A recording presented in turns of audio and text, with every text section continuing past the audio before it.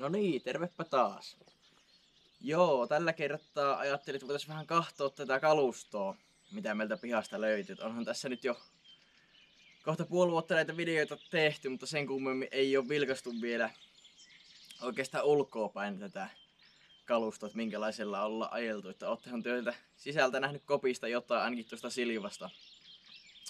Mutta ei me olla oikeastaan ulkoapäin näitä koneita katseltu yhtään sen kummemmin. Ja katsotaan tässä videolla samalla, että mitä muuta kalustoa näiden mehtäkoneiden lisäksi löytyy, että mistä kenties jossain vaiheessa on sitten videota tulossa. Otetaan tämmönen pikainen koneiden esittely tähän, ei nyt paneuduta sen tarkemmin yksityiskohtiin tällä videolla, mutta katsotaan vähän tälleen pintapuolisesti, että minkä näköistä härpäkettä tästä pihasta löytyy. Ja ihan ensimmäisenä voitaisiin aloittaa vaikka tästä Samposta.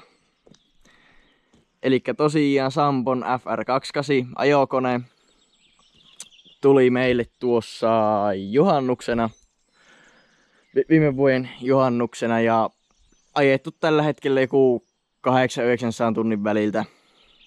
Jotain semmoista. En tosiaan itse ole ajanut tällä joskus joulukuussa viimeksi, niin en nyt noita tunteja muista ihan tarkalleen ja näin, mutta jotain sitä luokkaa siinä on, että se alkuun seiso pari kuukautta tässä pihassa, kun tämä tulku oli niitä vanhoja koneita, niin ajeltiin niille ja arveltiin, että passoo katsin tuo seistä ja odotella sitä, että lähtee ne vanhat pois alta ja sitten päästiin tällä ajelemaan. Niin ei nyt ihan mahdottomasti ole tähän vielä tunteja kertynä sen takia. Joo, tosiaan täällä on sitten Meseran nosturi 71F ja tähän otettiin tämä vahva isompi koura, tämä 30. 26 taitaa olla se pienempi vaihtoehto. Ja tuohon kyllä mahtuu tuohon kouraan, että tämähän on vähän niin kuin ylijäreä koura ehkä tälle koneelle, mutta noita energiapuita kun ajellaan ja muuta, niin se kyllä aika paljon mahtuu tavaraa tuohon kuormaan, varsinkin niin kuorman purkuvaiheessa. Niin se on aika tehokas tuo iso koura siinä purkamissa, kun nosturissa on kuitenkin paukkua ihan jonnin verran nostella, niin sillä saa kyllä mätettyä aika äkkiä sen kuorman sitten tyhjäksi. Et se on ollut ihan hyvä valinta tuo iso koura nyt tähän meidän tarkoitukseen. Ja renkainahan tässä on nämä tämmöiset traktorimallinpyörät. Nämä on vissiin Suomessa aika harvinaisia, että näitä enempi tuolla Euroopassa myyään näillä renkailla näitä vehkeitä, kun ne teillä ajelee, eikä ole ketjuja eikä teloja eikä muuta. Ja meilläkään ei teloja tähän ole tarkoitus ikinä pistää, että pelkästään nuo ketjut. Niin me nyt ajatellaan, että kokeillaanpahan tämmöisillä renkailla, kun näitä ei kellään muilla tai oikein Suomessa olla. Niin. Ja ihan hyvästihän nuo on pelittänä tässä meidän käytössä. Niin on siis traktorimallinkin renkaat. Ja moottorihan on ihan akkon Stake-vitoinen peruskamaa se. Katsotaan sitten tänne kopin puolelle, milkä se näyttää täällä.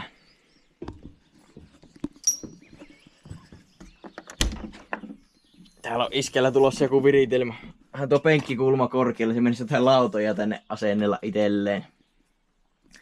Et sais jalkoja pitää niissä, kulma on huono istua. No minä en sitä itse ole huomannut, kun tällä on ajellut, mutta laittakoot itselleen semmoset, jos haluaa. Täällä kopissa nyt ei sinällä ajokoneessa tietysti mitään ihmeellistä oo. Täällä on perusvarasto, tiloja näin ja sitten tuossa on Aikkanin näyttö. Sieltä näkee niin noin moottorin tiedot ja kaikki muut perusjutut. Jotain nappeja, tuolla valoja ja tietysti kahvat. Kahvat löytyy sitten täältä. Tämmönen hyvin peruskonehan tämä on, mutta sopii oikein hyvästi tämän meidän tarkoitukseen. Ja pieni kone kokonsa puolesta ja on kyllä todella ketterä kone, mitä minä olen täällä vähäsen itse kerinyt ajamaan, niin kyllä aika pieneen väliin sen saa tuolla metässä survottua ja kääntyy kyllä kanssa tosi nätisti ja paino on 13 ja jotakin, jos nyt en ihan väärin muista. Eli tämmöisellä kalustolla sitä ollaan näitä puita ajeltu pinolle. Tai minä en ole ajellut, mutta iskä on ajellut. No, tämä vilkaistaan sitten pikaisesti tästä vierestä. ei paljon esittelemistä. Tästä on tosiaan joku kysellytkin, että millä me siirretään näitä koneita. No tässä on tämä lavetti. Tää ei kovin kummanen laitos oo. Ja tätä ollaan veitty sillä Valtralla, mikä sillä viime videossa jo oikeastaan vilahtikin. Se katsotaan vielä uudestaan nyt tähän samaan videoon sitten sekin. Mutta tuossahan ne on siirrelty näitä koneita tämmöisellä häkkyrällä. Tästä nyt ei se on kummempia ruveta tarinoimaan, siinä ei ole mitään ihmeellistä. Tuohon piti tehdä tämmönen puulevy, kun Silva tuli meille, että se koura saadaan painettua tää puulevyä vasten. Se ei oikein muuten olisi tähän lavetille asettuna mitenkään järkevästi. Se olisi muuten joutunut tuonne rautoja vasten painamaan sen koura, että sieltä särkyy terät ja rullat ja kaikki mahdollinen. Tuossa on tosiaan lavetti ja ajokone on nyt tälleen pikaisesti vilkastu. No sitten tämä meidän tutumpi laite tältä kanavalta. Täältähän on kopista monet videot tietysti nähty. Eli tämä Silva S3 tuli lokakuun alkua taisi olla meille tuossa syksyllä. Täällä on ajettu kanssa se 800-900 tuntia, jotain siltä väliltä. Joo, tämähän on painoa tästä tällaisen 16 tonnia. Ja tämäkin aika ketterä kone menemään tuolla harvennuksella. Taittuu kyllä hyvästi pieneen reikään ja pystyy kohtuu kapeilla uralla hakkaamaan. Oikein mukava kone tänne ensiharvennuksille. Ja moottorihan täällä on Cummins moottori, että tämä on meille uutuus. Ei ole missään vehkeessä aikaisemmin niitä Cumminsin koneita ollutkaan, mutta ihan hyvästihän tuo on nyt toistaiseksi vielä pelannut. Ja tietysti ei nyt saa ollakaan vielä mitään ongelmia näissä tunneissa, mutta toivotaan, että se pelaa jatkossakin ihan hyvästi. Kyllähän noita Cumminseja on, ne ehkä Suomessa on pikkusen harvinaisempia, mutta kyllä kai niitä maailmalta löytyy aika paljon noitakin moottoreita. Joo, no nosturihan meillä on sitten Keslan 10,5 metrinen nosturi. Ihan vahva nosturi ollut tuokin, mitä tässä nyt kerinyt ajella. Ihan hyvästi pelittänä. Koura, Kesla 19. Ja tässä nyt tosiaan on oltu pari viikkoa poissa metästä. Tässä kaikkia piharapotteluhommia ja pikkusen huoltoa tehty tässä samalla. Tämä on jo Silvan valmistusta sampusta pitää vielä jotain. Tästä vähän ketjuja kiristeltiin ja tietysti joka paikka on muhjua täynnä talven jäljiltä, konetilat ja pouhinpäälliset ja kaikki nuo venttiilipöydät ihan täynnä sitä neulasta, niin puhistelin kokonaan tämän koneen ja tämmöisiä pieniä hommia. Nyt ei vielä öljynvaihot ihan tullut tähän väliin ja muuten sitten tänne näitä päästään kokeilemaan todennäköisesti jossain välissä. Eli tuli tämän koneen mukana nämä joukkokäsittelyrullat, eli nämä vaan hitsattiin tähän oman rullan päälle tämmönen kehä ja se lähtee tuosta pultilla sitä irtittämään loppuunsa, eli jos haluaa pois, eli tuohon jää tuo alempi rauta niin kuin aina paikalle ja sitten nämä rullat saa tuosta pultilla poikki ja näitä nyt pitäisi avittaa joukkokäsittelyssä painamaan ne puut tänne rulliin väliin paremmin. Se on vähän ongelma, että olet joukkokäsittelyllä, jos sulla ei ole näitä joukkokäsittelyrullia, niin se on aika tahmeesti liikkuu tätä omaa rullansa vasten se puu. Niitä olisi toiveesti, jos joukkokäsittely vähän jouhevammin nuilla tulisi. Nämä tuli silloin koneen mukana uutena nämä rullat. Niitä ei ole tässä jouduttu asentamaan, että nyt kun on aikaa, niin pistettiin kiinni. Ja noista pitää sitten tehdä joku testivideo, kunhan on ensi kerran energiapuuhakkuuta ja semmoista joukkokäsiteltävää, että onko eroa. Ja pääsen sitten kertomaan vähän kokemuksia noista rullista, että avittaako ne vai onko turhaan painot. Joo, värimerkkarihan tässä oli, se otettiin pois.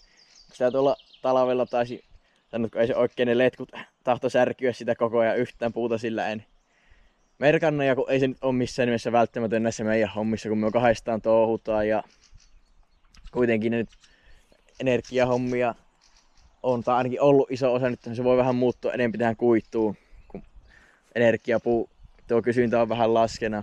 Mutta tukkia on aika vähän, niin kyllä ne on saatu eroteltua ihan ilman värimerkkejä. Kun kahdestaan touhutaan, niin suurin piirtein tiedetään toistemme tekotavat, että mihinkä väliin ne on ne tukit ja sorvit aina puitu, niin ne on kyllä löytynyt sieltä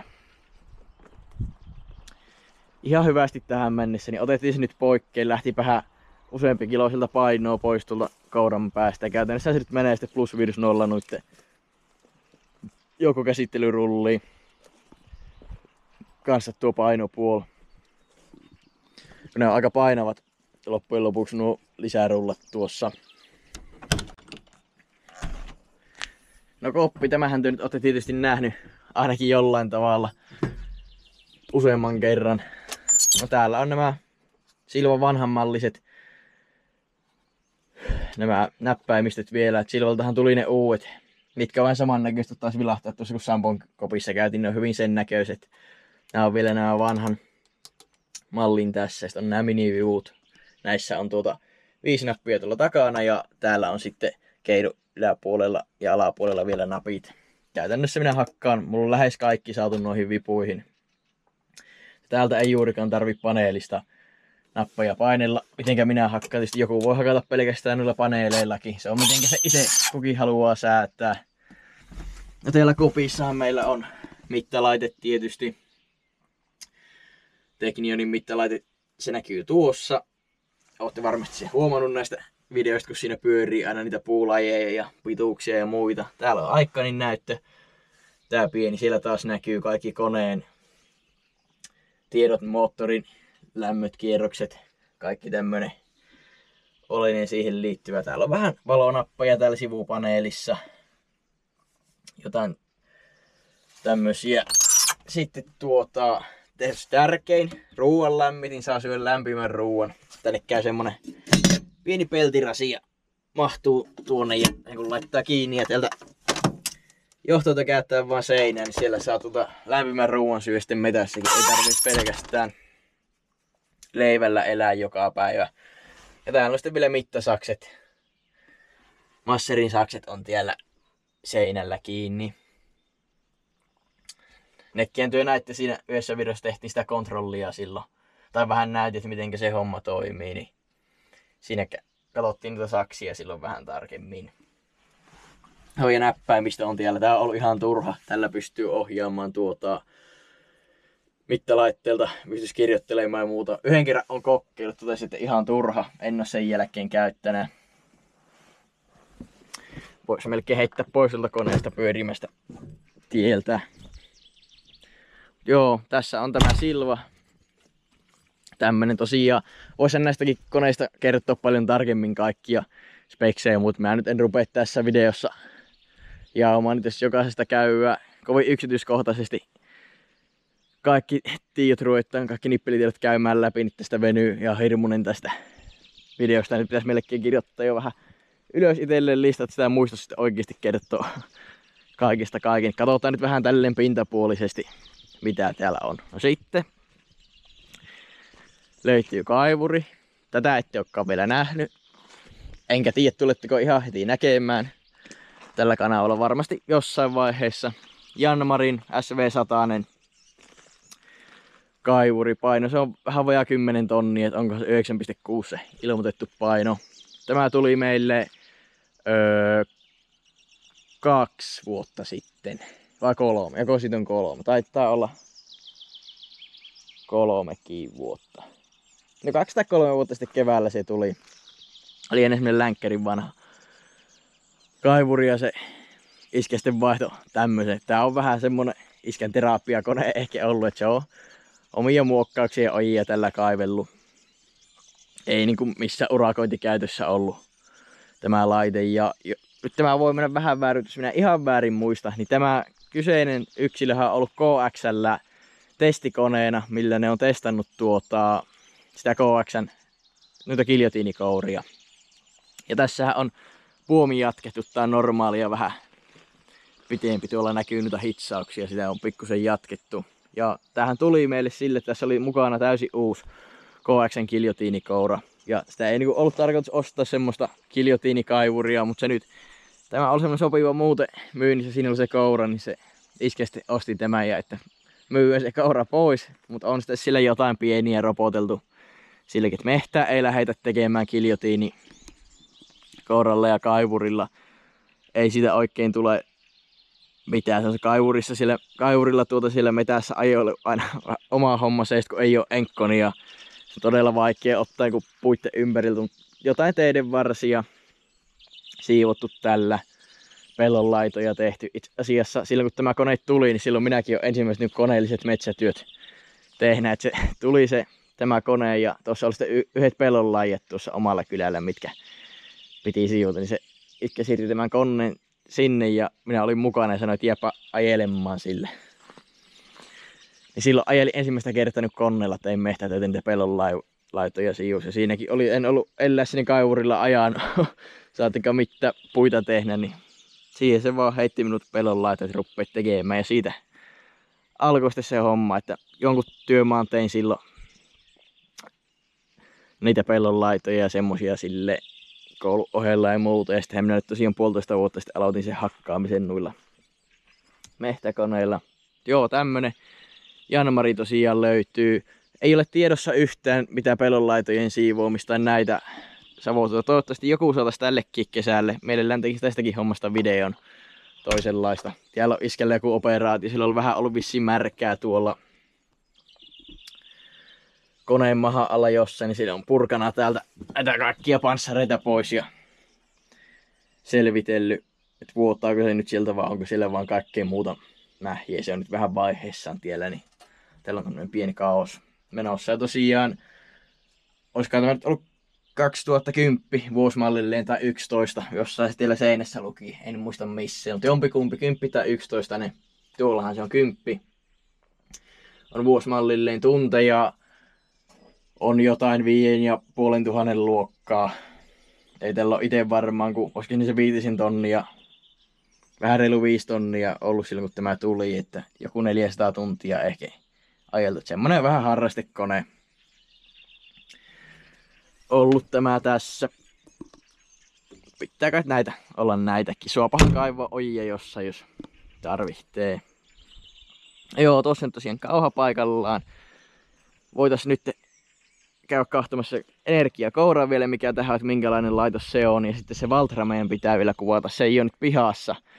Iskän sillä puukuormaa viemässä, kun viimeksi tehtiin niitä polttopuita, niin sama hommaan liittyy vähän. Niin kun se tulee se Valtra pihaan, niin otetaan siitä sitten vielä lyhkäinen videon pätkät. Katsotaan se, että minkälainen se on tuo meidän veturi tuohon lavettiin. Ja hypätäänpäs nyt siihen, kun ollaan siellä energiakouran luona.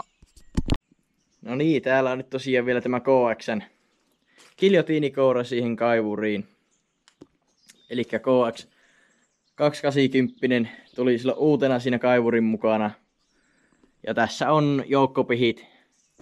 Tulee kans näitähän saa sekä näillä joukkopiheillä että ilman. Mutta mitä nyt itse tehdä, niin sanon kyllä, että jos näitä joukkopihtejä ei oo, niin kyllä se menee aika hitaaksi se puunteko. Tästä pitää olla hyvin järeitä se puu, mitä tällä kaahetaan. Sanoin, että joukkopihit melkein pakolliset näissä giljotiinikourissa, sillä oikeasti haluaa jotain saada aikaiseksi. Tää on ihan hyvin liittänä. Mä oon tällä. No eikä se iskä tällä käytännössä yhtään ajana, minä ajana mitä on, että täällä on joku ehkä 250 tuntia tehty tällä töitä. Tosiaan vähän semmosena harrastehommina käyty siivoilemassa aina jotain. Mut ihan mukavaa vaihtelua tälläkin välillä ajella tuohon motohommaan. Vaihettuna jotain pellon laittaa puhistaa, ei tarvitse sen kummemmin miettiä sen, kun vetää siitä käytännössä kaiken mitä puomilla yltää, niin, ja mikä kouraan mahtuu, niin aina kasalle, niin se on ihan mukavaa puuhaa. No joukkopihiten mä onnistuin särkemään viime vuonna, nää kävi vähän ojonnassa, otin ison puun vierelle, kun oli semmonen ihan hyvän kokoinen puu isomman puun vierelle, sitä otin, ja sit kun sitä painaa tuonne, tää on semmonen, että tää tällä keskiosalla tää ei leikkaa yhtään mitään. Jos sä koetat niin tätä vasten puristaa puuta, niin se ei katka, että se pitää olla täällä jommalla kummalla puolella täällä kolossa. Ja tuohon kun laittaa isomman puun ja sinä puristat, niin se vähän liikkuu tuo koura sivulle päin. Siinä on sitten toinen iso puu vieressä, niin sehän vääntö tästä nämä tangot ihan banaanin muotoiksi, kun minä älynä. Se vähän huonosti näkee nuo joukkopihit tuolta kopista. Niin se painoi noita sitä isoa koivua vasta, se väänti ne ihan banaanin muotoiksi. Eihän ne liikkunut sen jälkeen mihinkään nuo joukkopihit, että piti purkaa silloin siellä työmaalla irti ja viedä pajalle rässillä oijuttavaksi. Siinä joutuu vähän varomaan tässä. ison puun vierestä ottaa, että pystyy särkimään nuo joukkopyhit. Mutta muuten kyllä erittäin hyvästi pelaana ja ihan mukava peli napsutella niitä risuja välillä. Mutta joo, eipä sen enempää siitä vehkeestä. Nyt vielä otetaan se Valtra-kuvaus tähän sitten seuraavaksi. No niin, tosiaan tässä on vielä tämä meidän veturi osasto tuosta lavetista, eli Valtran T171 07 vuosimallia.